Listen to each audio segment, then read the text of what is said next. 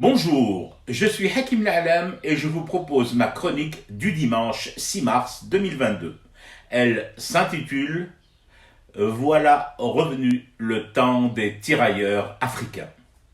Bah tiens, tant qu'à faire, allons à la pêche aux tirailleurs africains, comme on irait aux courses sur le drive de Carrefour ou d'Auchan. Appel immonde placardé sur les murs Facebook des ambassades d'Ukraine au Sénégal et en Algérie, en mode « Cherchons mercenaires prêts à se faire ratatiner contre solde à sa veuve ». Bien sûr, bien évidemment, les autorités sénégalaises et algériennes ont vite et sainement réagi. Normal. Mais ça ne m'ôte pas l'arête que j'ai en travers de la gorge depuis le dérapage de cette Ukraine de Volodymyr Zelensky. Le drame des bombardements est terrible. La peur de voir son pays rayé de la carte est compréhensible, mais jusqu'à un point limite. Et ce point limite a été indécemment franchi avec ces appels à mercenaires africains. Le nouveau héros Marvel du monde cinémascope se rend-il vraiment compte de ce que cela réveille en nous, Africains, comme traumatisme difficilement enfoui et jamais vraiment guéri? Les tirailleurs sénégalais laissaient les tripes à l'air sur des champs de bataille enneigés dans un débarquement de Provence qui ne les concernait pas et où ils n'avaient rien à faire sinon que d'y avoir été enrôlés et emmenés de force.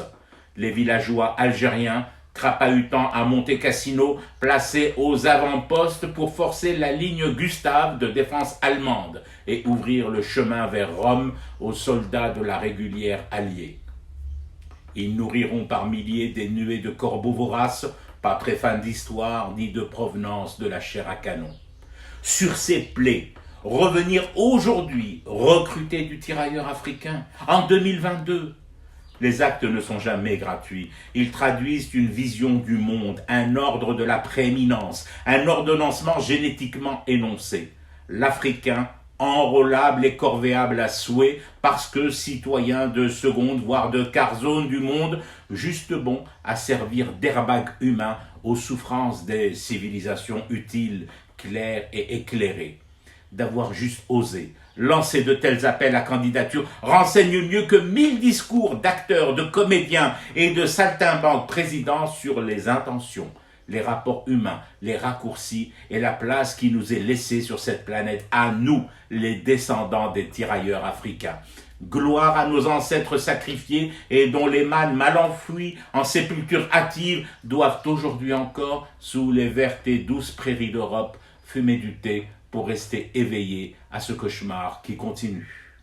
C'était Hakim La'alam, je vous retrouve demain pour une autre chronique et une autre façon de dire son amour à l'Algérie.